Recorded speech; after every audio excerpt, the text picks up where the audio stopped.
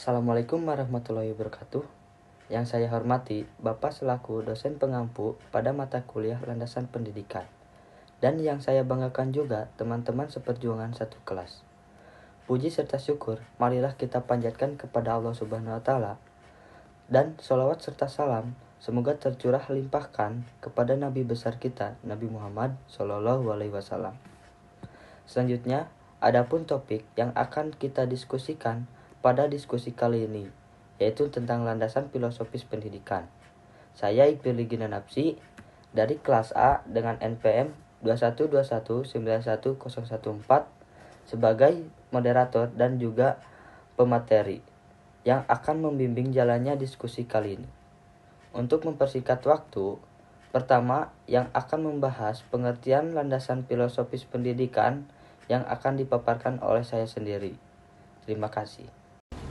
Landasan filosofis pendidikan adalah istilah yang berasal dari kata dasar filsafat dengan merubah filsafat menjadi filosofis. Selanjutnya, penambahan makna yang berarti berdasarkan filsafat. Filsafat berasal dari dua patah kata yang berasal dari bahasa Yunani, yaitu philos dan sophia. Secara etimologis, philos yang berartikan cinta atau loving dalam bahasa Inggrisnya, sedangkan sophia yang berartikan kebijaksanaan atau wisdom dalam bahasa Inggrisnya, atau kepahaman yang mendalam. Pengertian filsafat menurut bahasa aslinya adalah cinta terhadap kebijaksanaan. Landasan filosofis pendidikan adalah asumsi filosofis yang dijadikan titik tolak dalam rangka studi dan praktik pendidikan. Landasan filosofis pendidikan juga menjelaskan bahwa hal yang penting dan harus dipelajari dalam dunia pendidikan. Selanjutnya, landasan filosofis pendidikan juga merupakan landasan yang berkaitan dengan makna dan hakikat pendidikan yang berusaha menelaah masalah pokok. Contohnya, apakah itu pendidikan, mengapa pendidikan itu diperlukan, dan apa tujuan dari pendidikan tersebut. Selanjutnya, fungsi dalam filosofis. Fungsi filosofis terhadap manusia terbagi menjadi 4 bagian. Yang pertama, setiap manusia harus mengambil keputusan atau tindakan. Yang kedua, keputusan yang diambil adalah keputusan diri sendiri. Yang ketiga, dengan berfilsafat dapat mengurangi kesalahpahaman dan konflik. Yang keempat, yaitu untuk menghadapi kesimpang siuran dunia yang selalu berubah. Selanjutnya, filsafat membahas sesuatu yang segala aspeknya yang mendalam, maka dapat dikatakan itu adalah kebenaran. Filsafat adalah kebenaran yang menyeluruh, yang sering dipertentangkan dengan kebenaran yang sifatnya relatif. Karena kebenaran ilmu itu hanya ditinjau dari segi yang hanya bisa diamati oleh manusia. Yang bisa diibaratkan, mengamati gunung es, kita hanya mampu melihat yang di atas permukaan laut saja. Filsafat juga membantu untuk menambah pengalaman baru kita dan juga membantu untuk menghasilkan ide-ide baru. Sekian yang saya bisa sampaikan. Untuk pemateri selanjutnya saya persilakan. Terima kasih. Assalamualaikum warahmatullahi wabarakatuh. Nama saya Pina Nur Halipah, NPM 212191002. Di sini saya akan menjelaskan tentang secara garis besar apa itu filsafat. Secara garis besar ada 4 cabang filsafat. Yang pertama, metafisika. Metafisika ini adalah filsafat yang meninjau tentang hakikat segala sesuatu yang terdapat di alam ini. Subcabang metafisika antara lain, yang pertama ada ontologi. Ontologi adalah cabang filsafat metafisika umum yang mempelajari atau membahas tentang hakikat adanya segala sesuatu yang ada di secara konferensif. Contoh tentang apa yang dibahas atau dipermasalahkan di dalam ontologi antara lain, contohnya apakah hakikat yang ada realistis itu bersifat interial atau ideal. Terus apakah hakikat yang ada itu bersifat unggal, dua atau plural. Selanjutnya ada kosmologi. Kosmologi ini adalah cabang filsafat yang bagian metafisika khusus yang mempelajari atau membahas tentang hakikat alam, termasuk segala isinya kecuali manusia. Yang ketiga ada teologi, adalah cabang filsafat, bagian dari metafisika khusus yang mempelajari atau membahas tentang keberadaan Tuhan. Dalam biologi, permasalahan tentang keberadaan Tuhan ini dibahas secara rasional terlepas dari kepercayaan agama. Misalnya, pengakuan akan adanya Tuhan itu bukan atas dasar keimanan, melainkan atas argumentasi rasional. Contohnya argumen kosmologi. Misalnya pengakuan akan adanya Tuhan itu bukan atas dasar keimanan, melainkan atas argumentasi rasional. Contohnya argumen kosmologi yang menyatakan bahwa segala sesuatu yang ada mesti mempunyai suatu sebab. Adanya alam semesta termasuk manusia adalah sebagai akibat. Di alam semesta terdapat rangkaian sebab akibat, sebab pertanyaan yang tidak disebabkan oleh yang lainnya. Sebaliknya, sebab pertama adalah sumber bagi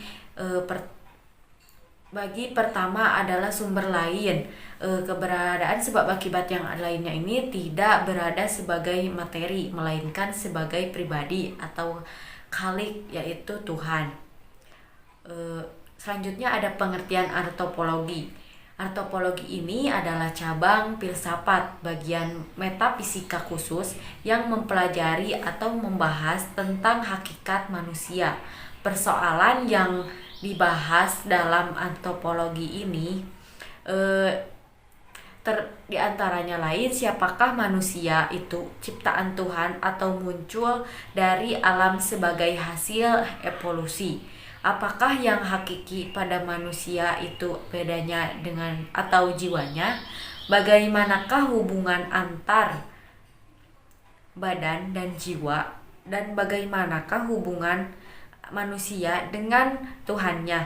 Dengan yang kedua, epistemologi, ialah filsafat yang membahas tentang pengetahuan dan kebenaran. Di dalam epistemologi ini terdapat 5 sumber pengetahuan, yaitu otoritas, yang berarti terdapat dalam ensiklopedi, buku teks yang baik, rumus, dan tabel. Ada common sense yang ada pada adat dan tradisi. Yang selanjutnya intuisi yang berkaitan dengan perasaan. Selanjutnya ada pikiran unik menyimpulkan hasil pengalaman. Terus pengalaman yang terkontrol untuk mendapatkan secara ilmiah. 2. Ada 4 teori kebenaran, yaitu koheren. Koheren adalah suatu akan benar bila ia konsisten dengan kebenaran umum.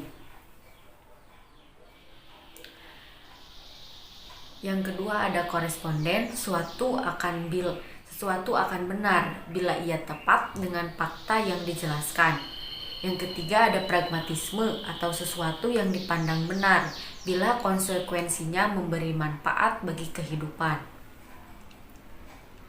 Skeptisisme, kebenaran yang dicari secara ilmiah dan tidak ada kebenaran yang lengkap. Selanjutnya ada logika. Logika ini merupakan suatu cabang dari filsafat yang membahas tentang cara manusia berpikir dengan benar. Dengan memahami filsafat logika, diharapkan manusia bisa berpikir dan mengemukakan pendapatnya secara tepat dan benar. Aksiologi. Aksiologi ini adalah cabang filsafat yang mempelajari atau membahas tentang hakikat nilai. Aksiologi ini terdiri dari etika. Etika adalah cabang filsafat bagian aksiologi yang mempelajari atau membahas tentang hakikatnya. Yang keempat, ada estetika. Estetika ini adalah cabang filsafat bagian aksiologi yang mempelajari atau membahas tentang hakikat seni atau art dan keindahan atau beauty. Aliran filsafat sebagaimana dapat dipahami dari uraian di atas bahwa karakteristik berpikir para filosofis yang bersifat kualitatif dan subjektif yang menghasilkan sistem gagasan yang bersifat individualistik yang unik.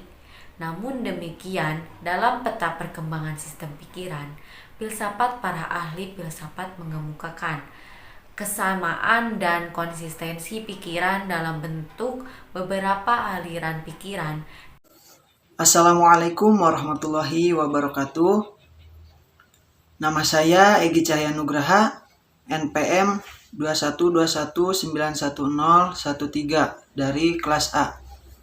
Di sini saya akan menerangkan tentang aliran pemikiran dalam landasan filosofis pendidikan.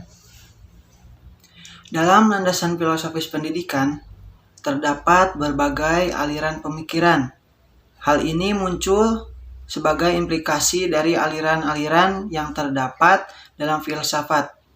Sehingga dalam landasan filosofis pendidikan dikenal dengan adanya landasan filosofis pendidikan idealisme, realisme, dan pragmatisme.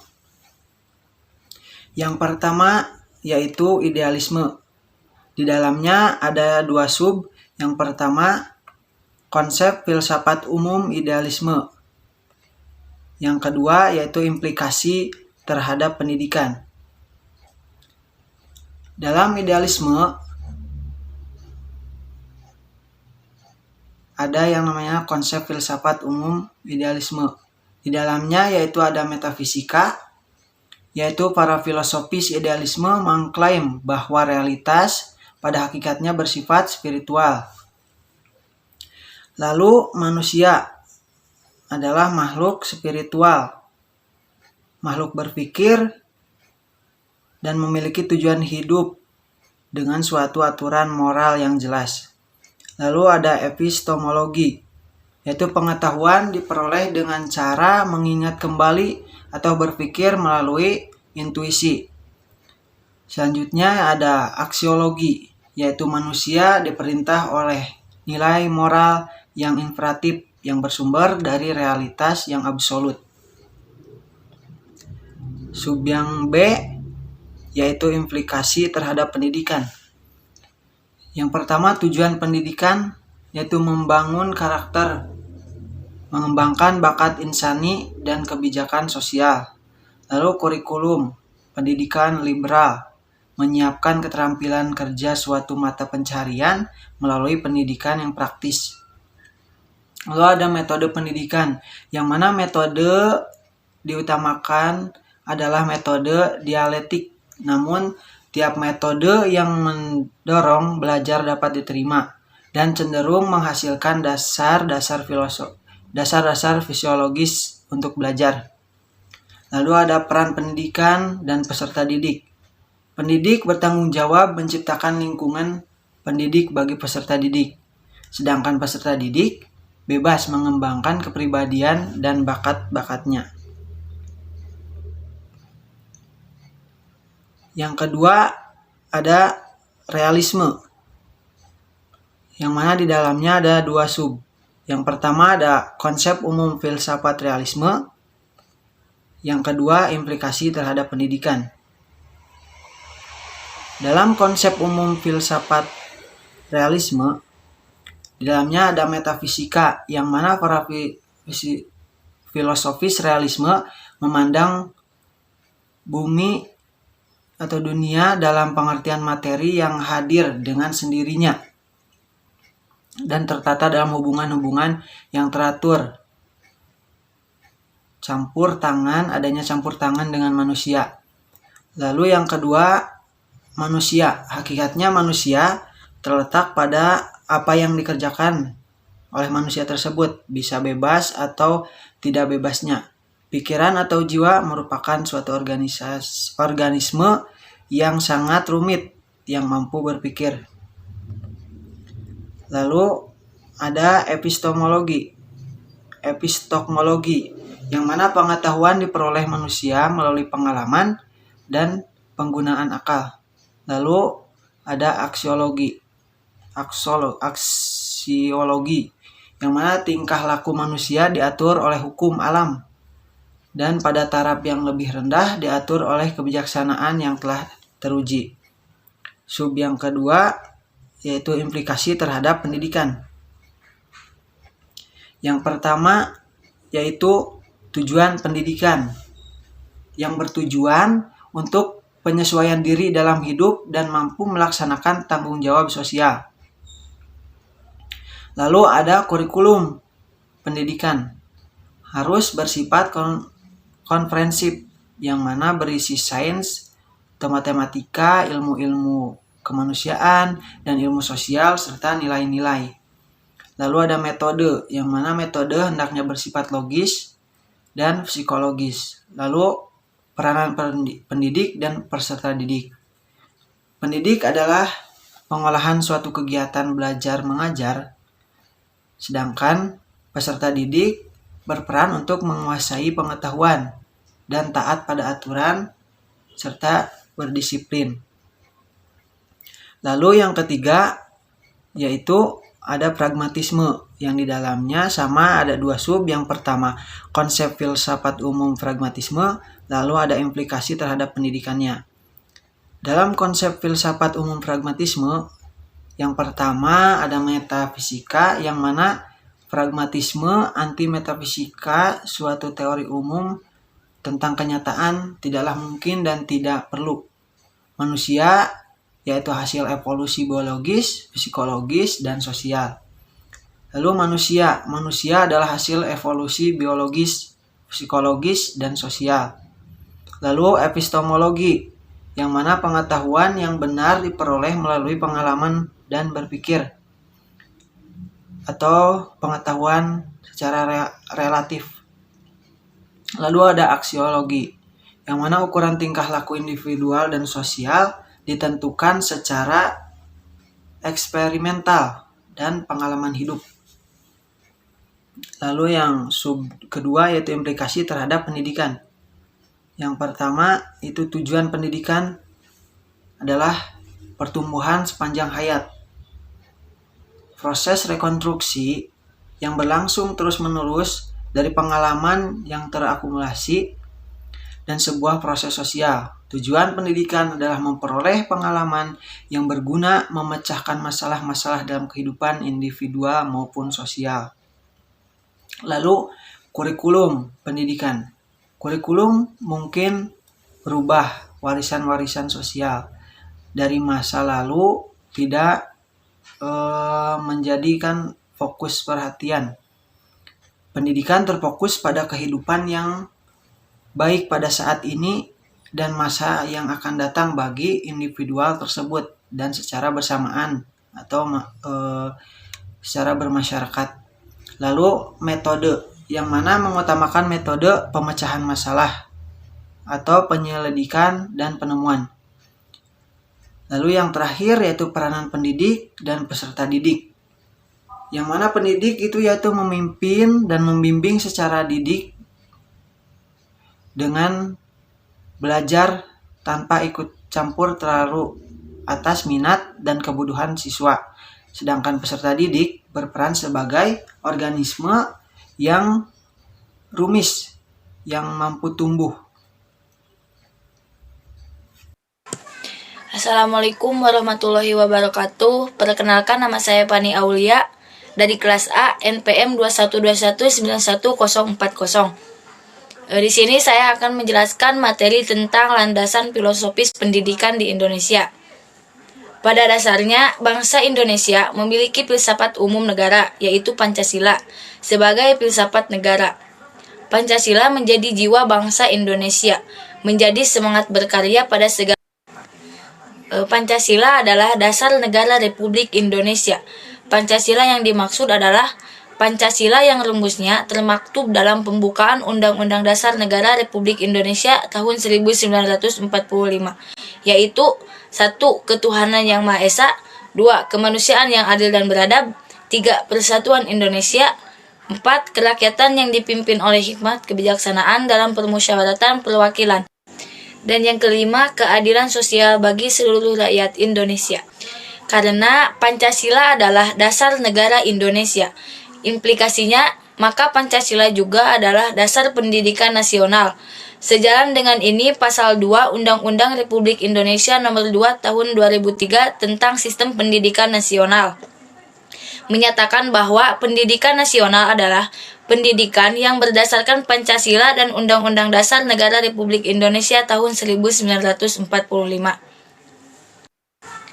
Sehubungan dengan hal tersebut, artinya kita perlu mengkaji nilai-nilai Pancasila untuk dijadikan titik tolak dalam rangka praktek pendidikan maupun studi pendidikan lebih lanjut. Adapun penjabaran singkat dari konsep filsafat Pancasila. A. Konsep filsafat umum. Di dalam konsep filsafat umum ada yang disebut dengan metafisika. Metafisika adalah hakikat realitas. Contohnya, manusia adalah ciptaan Tuhan Yang Maha Esa. Tuhan adalah sumber pertama dari segala ada dan tujuan akhir segala yang ada. Jadi, realitas fisik atau non-fisik tampak dalam pluralitas fenomena alam semesta sebagai keseluruhan yang integral. Terdapat alam fana dan alam akhirat yang abadi, di mana manusia akan dimintai pertanggungjawaban dan menerima imbalan atas pelaksanaan tugas hidupnya dari Tuhan Yang Maha Esa. Di alam fana ini, realitas tidak bersifat terberi, melainkan juga mewujud, sebagaimana kita manusia dan semua anggota alam semesta berpartisipasi untuk mewujudkannya. Tetapi ia adalah kesatuan utuh yang integral atau asas monodualis dan monopluralis, tetapi integral. Dan yang ketiga ada yang disebut epistemologi. Pancasila juga memandang manusia sesuai asas nasionalisme, internasionalisme, demokrasi, dan keadilan sosial. Pengetahuan diperoleh melalui keimanan atau kepercayaan, berpikir, pengalaman empiris, penghayatan, dan intuisi. Kebenaran pengetahuan ada yang bersifat mutlak, ada pula yang bersifat relatif. Dan yang terakhir ada yang disebut aksiologis. Sumber pertama segala nilai hakikatnya. Karena manusia adalah makhluk Tuhan, pribadi atau individual, dan sekaligus insan sosial, maka hakikat nilai diturunkan dari Tuhan Yang Maha Esa, masyarakat, dan individu. B. Implikasi dalam pendidikan. Ada tujuan pendidikan. Pendidikan bertujuan untuk berkembangnya potensi peserta didik agar menjadi manusia yang beriman dan bertakwa kepada Tuhan Yang Maha Esa, berakhlak mulia, sehat, berilmu, cakap, kreatif, mandiri, dan menjadi warga negara yang demokratis serta bertanggung jawab. Ada kurikulum. Isi pendidikan hendaknya memperhatikan A. Peningkatan iman dan takwa, B. Peningkatan akhlak mulia, C. Peningkatan potensi, kecerdasan, dan minat peserta didik, D. Keragaman potensi daerah dan lingkungan, E. Tuntutan pembangunan daerah dan nasional, F. Tuntutan dunia kerja, G. Perkembangan ilmu pengetahuan, teknologi, dan seni, agama, dinamika perkembangan global, dan yang terakhir persatuan nasional dan nilai-nilai kebangsaan. Yang ketiga ada yang disebut dengan metode. Praktek pendidikan hendaknya diselenggarakan dengan menggunakan multimedia dengan tetap mengutamakan prinsip cara belajar siswa aktif. Ada juga yang disebut dengan peranan pendidik dan peserta didik. Tersurat dan tersirat dalam semboyan ing ngarso sung tulodo, ing madya mangun karso, dan tuturi handayani. Dan yang terakhir ada yang disebut dengan orientasi pendidikan, meliputi fungsi, konservasi, dan kreasi. Sekian pemaparan materi dari saya. Wassalamualaikum warahmatullahi wabarakatuh. Selanjutnya saya kembalikan kepada... Baik, itulah hasil presentasi dari kelompok 2. Mohon maaf apabila ada salah pengucapan kata ataupun kalimat, karena kita semua masih dalam tahap belajar. Mungkin sekian. Wassalamualaikum warahmatullahi wabarakatuh.